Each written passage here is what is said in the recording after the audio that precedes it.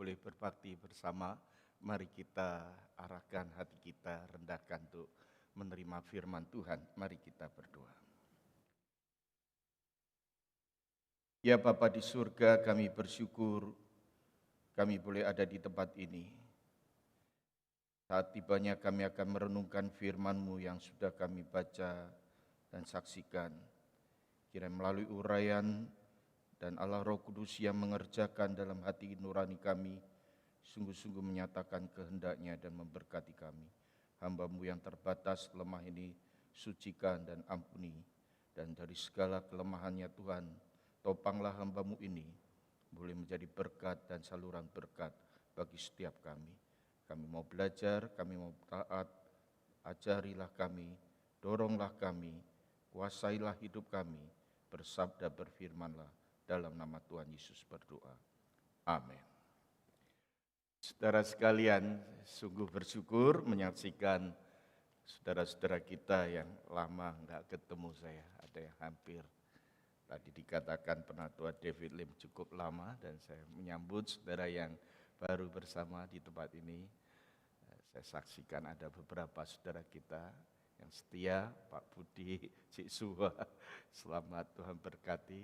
Purwanto Aswan sekeluarga, dan saya melihat di belakang ada beberapa saudara adik-adik kita, Jonathan, Kesia. Saya ingat ini adalah hari yang Tuhan pimpin terus. Bersabar, nanti kita waktunya akan tiba. Bulan ke depan ini kita akan evaluasi terus dalam perkembangan peraturan yang ada, dan harap tahun depan dalam kebaktian bahasa Indonesia akan ditambah 1 kali. Tuhan memberkati. Saudara sekalian, kita sampai pada 1 Korintus pasal yang ke-10, saudara.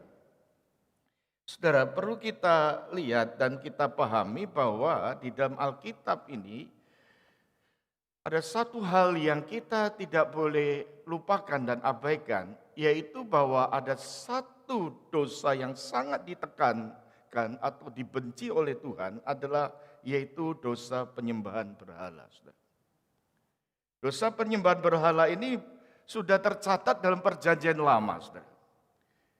Bahkan kalau sudah memperhatikan 10 hukum Allah itu, di sana disebutkan jangan ada padamu Allah lain, bahkan sujud menyembahnya. Saudara. Ini adalah dosa yang lampau, yang tertua, saudara-saudara, dari kitab awal sampai pada hari ini, sampai pada waktu kejatuhan manusia dalam dosa, dan hari ini juga, saudara, masih sangat relevan, saudara.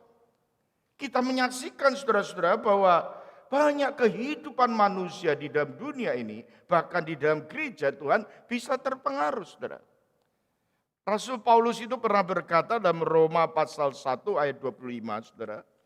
Di sini dia mengatakan bahwa ketika manusia menggantikan, yaitu Allah dengan penyembahan ilah-ilah, itu adalah penyembahan berhala, saudara. Tidak ada yang menyembah Allah dengan tidak menggantikan yang lain, saudara. Kita selalu mempercayai bahwa ada yang Allah yang besar, Allah yang agung, Allah yang suci. Allah yang berdaulat, saudara. Tetapi ketika ini bergeser, ketika ini kita alihkan kepada hal yang lain, saudara. Itu ada satu hal yang perlu kita waspadai. Jangan-jangan hati kita sudah beralih kepada penyembahan ilah lain, saudara. Nah, saudara sekalian, kalau saudara memperhatikan dari pasal 8 yang kita perhatikan yang lampau, saudara, betapa penting dan ditekankan oleh Rasul Paulus berkali-kali bahwa kehidupan orang Korintus ini ada di sekeliling daripada kehidupan masyarakat luas. Nah, saudara tahu bahwa di dalam latar belakang ini, saudara, kehidupan Korintus itu banyak kuil-kuil, saudara.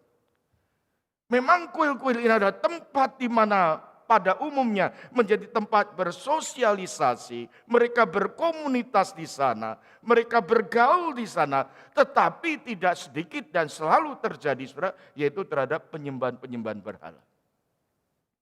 Dan yang menjadi masalah, saudara-saudara, orang-orang Kristen di Korintus itu terpengaruh, saudara. Saudara sekalian, pasal yang ke-10 ini Paulus memberikan satu prinsip yang lebih keras lagi, saudara. Kalau pada waktu pasal yang sebelumnya dikatakan dengan kebebasan kita ini, Janganlah menjadi batu sandungan bagi sesama kita. Tetapi di pasal yang ke-10 ini, Paulus memberikan satu pelajaran dengan memperbandingkan dalam perjanjian lama, saudara. Perjanjian lama, saudara-saudara, dengan perjanjian lama, di dalam perjanjian lama itu dalam melihat kehidupan umat Israel. Umat Allah, saudara-saudara, dengan sakramen yang telah diterima oleh jemaat Korintus, yaitu baptisan dan juga perjamuan kudus. Diperbandingkan oleh Paulus di sini, saudara sekalian. Saudara-saudara, kita mengingat bagaimana Israel, saudara-saudara, Tuhan pimpin keluar dari Mesir. Kita ingat, saudara-saudara, bagaimana mereka boleh melintasi lautan besar. Bagaimana Allah memimpin dengan menuntun dari tiang awan dan melayar untuk memimpin mereka melintasi lautan, bahkan juga melintasi padang gurun, saudara. Mereka dikatakan di Alkitab ini dibaptis dalam awan dan laut, saudara. Apa artinya, saudara-saudara? Artinya bahwa mereka dipimpin keluar dari Mesir, saudara. Mereka disertai dan di dalam penyertaan Tuhan. Bahkan mereka boleh mengalami pembebasan dari perbudakan di Mesir. Dan Tuhan membawa mereka keluar. Dan mereka saat ini betul-betul menjadi orang yang bebas secara total. Dan Tuhan menyertai mereka. Dan Paulus di sini, saudara-saudara, memberikan gambaran seperti baptisan yang diterima oleh jemaat Korintus. Bukan saja Tuhan sudah membebaskan, menyelamatkan kita dari perbudakan dosa. Tetapi baptisan itu meneguhkan kita bahwa kita betul-betul sudah dibebaskan dan kita hidup dalam penyertaan Tuhan selalu. Orang Israel mengalami itu dengan cara mereka. Dan orang Korintus mengalami dengan baptisan. Saudara sekalian, yang kedua, yaitu Paulus membandingkan, yaitu menjelaskan, menggambarkan bahwa mereka sudah makan dan minum rohani dari batu karang.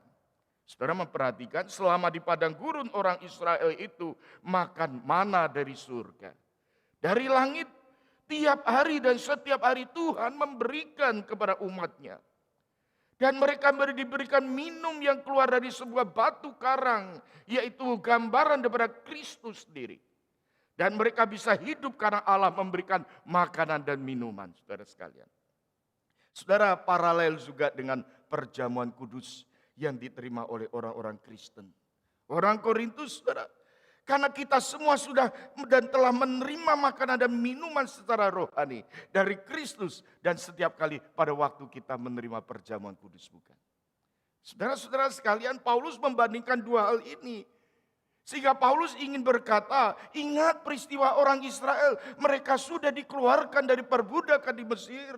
Mereka telah menerima baptisan, mereka telah menerima perjamuan kudus, tetapi Allah tidak berkenan dengan mereka. Kenapa sampai demikian, saudara? Apa yang mereka perlu? Paulus mengingatkan juga kepada orang Korintus dan mengingatkan kepada kita, saudara.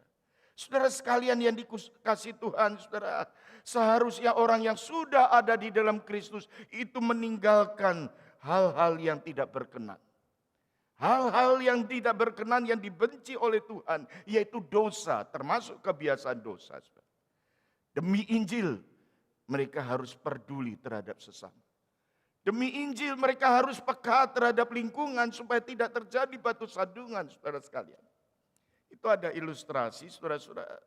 Satu ketika seorang ayah yang pada suatu pagi hari dia membangunkan anaknya. Anaknya dibangunkan karena dia tidak mau bangun dan bermalas-malas. Hari sudah menjelang siang, sang ayah berkata, anak, ayo bangun pergi ke sekolah. Anak itu enggak mau. Dan dia berkata kepada ayahnya, ayah aku punya 3 alasan mengapa aku tidak mau pergi ke sekolah. Alasan yang pertama dia katakan, sekolah itu membosankan. Mengapa aku harus pergi ke sekolah? Sekolah itu memusingkan. Mengapa ya aku pergi ke sekolah? Dan alasan yang terakhir dia katakan, sekolah itu melelahkan. Mengapa saya mesti susah-susah ke sekolah? Mendengar perkataan anak itu, sang ayah juga mengatakan kepada anaknya, aku juga mempunyai 3 alasan mengapa kamu harus mesti ke sekolah. Karena kamu ke sekolah memang kewajibanmu harus pergi ke sekolah. Alasan yang kedua, selanjutnya dia mengatakan usiamu sudah 40 tahun lebih. Kamu harus menyadari, kamu harus pergi ke sekolah. Dan alasan yang ketiga yang terpenting, kamu perlu sadari bahwa kamu adalah kepala sekolahnya sendiri. Bagaimana kamu tidak mau ke sekolah? Saudara sekalian, pada waktu membaca cerita ini saya membayangkan banyak ada orang-orang Kristen yang tidak melakukan yang semesti harus dilakukan. Jangan-jangan saudara dan saya adalah orang yang seperti itu. Khususnya ketika kita berbicara tentang pemberitaan Injil. Berbicara tentang pelayanan, berbicara tentang kehidupan Kristiani, saudara. Paulus melihat mereka ke gereja dibaptis, menerima perjamuan kudus, tapi hati mereka sesungguhnya jauh dari Tuhan. Itulah sebabnya Paulus berkata kepada mereka, apa yang telah terjadi, ingatlah, menjadi satu pembelajaran, menjadi satu peringatan bagi kita, Paulus katakan. Saudara-saudara yang dikasihi Tuhan, kita melihat apa yang mereka lakukan, saudara-saudara. Kita mengingat bangsa Israel pada waktu itu, saudara-saudara. Ayat yang ke-7 dikatakan, jangan menyembah berhala, dikatakan di sana. Sama seperti beberapa orang dari mereka, sebab ada tertulis, maka duduklah bangsa itu untuk makan dan minum. Saudara-saudara, ayat yang ke-7 ini kita bisa lihat bagaimana peristiwa terjadi dalam Keluaran pasal 32. Ketika orang Israel membuat anak lembu emas sebagai pengganti Allah. Saudara-saudara memperhatikan di sana, saudara, apa yang terjadi di hadapan lembu emas itu. Anak-anak Allah, umat Allah ini datang menyembah. Bukan hanya itu saja, mereka berpesta pora, saudara-saudara. Ini yang terjadi juga dengan Korintus. Terjadi dengan jemaat Korintus yang pergi dengan bergaul di tengah-tengah penyembahan berhala. Bahkan mereka dengan berpesta pora, melakukan foya-foya dan sebagainya. Paulus juga mengingatkan dari ayat yang ke-8, janganlah melakukan percabulan, saudara-saudara. Saudara, ayat yang ke-8 ini, saudara-saudara mengingatkan kita, saudara, bagaimana orang Israel pernah dan dulu melakukan perzinahan dengan wanita-wanita Moab.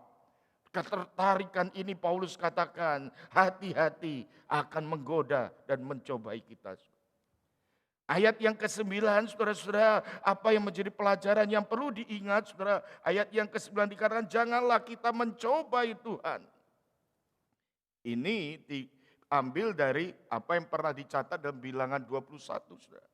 Orang Israel, saudara-saudara, mengeluh kepada Allah, mengeluh kepada Musa. Dan Allah mengirimkan ular untuk membinasakan mereka. Paulus menyebutkan ini, mengingatkan jangan sampai kita mencobai Tuhan. Bahkan ayat yang ke-10 dikatakan di sana, saudara, jangan bersungut-sungut, saudara. Seperti yang dilakukan oleh beberapa orang dari mereka, sehingga mereka dibinasakan oleh malaikat maut. Saudara-saudara, kita melihat saudara-saudara orang Israel yang terus bersungut-sungut kepada Tuhan, bersungut-sungut kepada Musa pemimpinnya. Paulus menyebutkan ini saudara-saudara untuk menyatakan sebuah peringatan untuk tidak terjadi kembali saudara-saudara. Maksud Paulus di sini adalah untuk memberikan peringatan pada jemaat di Korintus.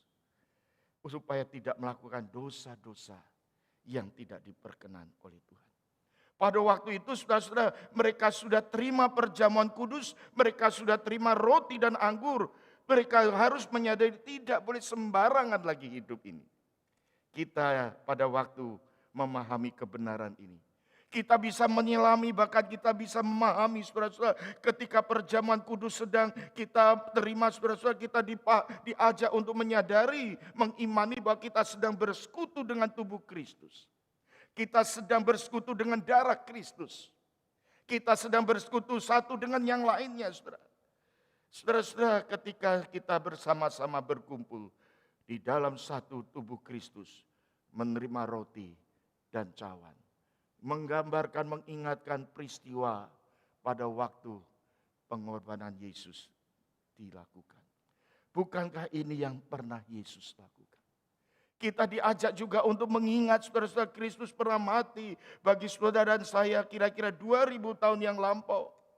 mati di atas kayu salib menanggung dosa-dosa saya dan saudara-saudara. Yesus Kristus telah menyerahkan nyawanya untuk saudara dan saya. Peristiwa itulah yang harus kita ingat baik-baik. Dengan mengingat apa yang Yesus lakukan, ini akan mendorong kita untuk sungguh-sungguh belajar mengasihi Tuhan. Peristiwa masa lampau mengingatkan kita akan adanya anugerah Tuhan yang begitu besar. Keselamatan yang Tuhan berikan, anugerah ini yang berikan kepada kita semata-mata karena semuanya didasarkan kasih-Nya, karunia-Nya kepada kita. Yang memberikan jalan keluar bagi kita untuk menghadapi kesulitan, menghadapi dosa. Dia memberikan Yesus, memberikan Kristus, memberikan firman Tuhan kepada kita. Hanya oleh karena anugerah itu. Saudara-saudara, Paulus mengajak juga untuk kita hidup mencintai Tuhan. Mengasihi Tuhan, bukan mencintai dosa. Saudara sekalian, inilah perikop yang kita sedang pelajari bersama saudara. Penyembahan berhala di sekeliling kita ini saudara-saudara, mungkin hari ini bukan ada di kuil-kuil, tetapi berhala-berhala, ilah-ilah zaman ini saudara-saudara. Baik mungkin itu materi kita, yang kita hadapi dunia seksual hari ini saudara-saudara.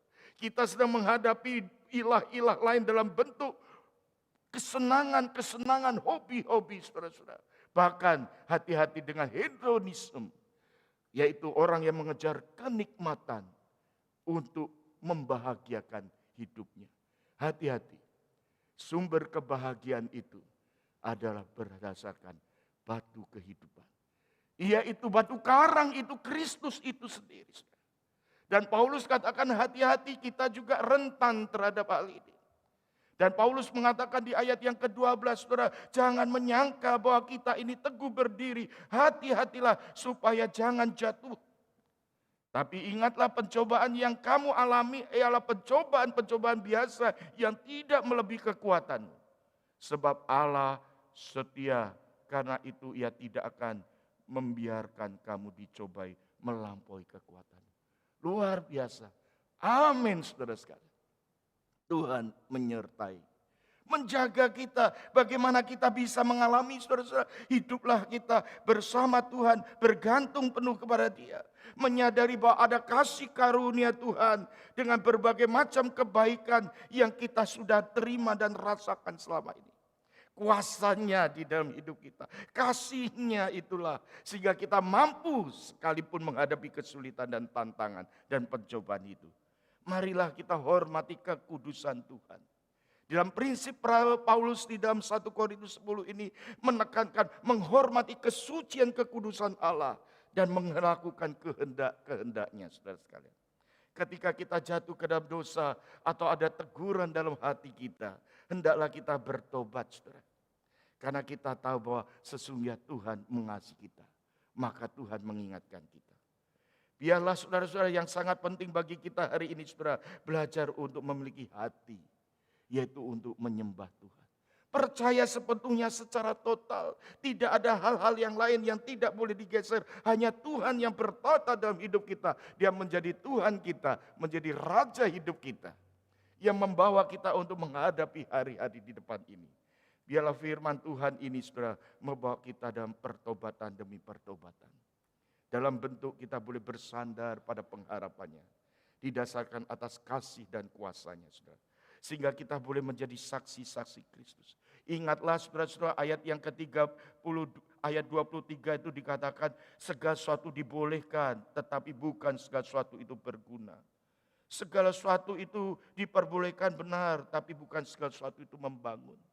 Paulus mengakhiri di bagian pasal yang ke-10 ini dikatakan, janganlah kamu menimbulkan syak dalam hati orang, baik orang Yahudi maupun orang Yunani, maupun jemaat Allah.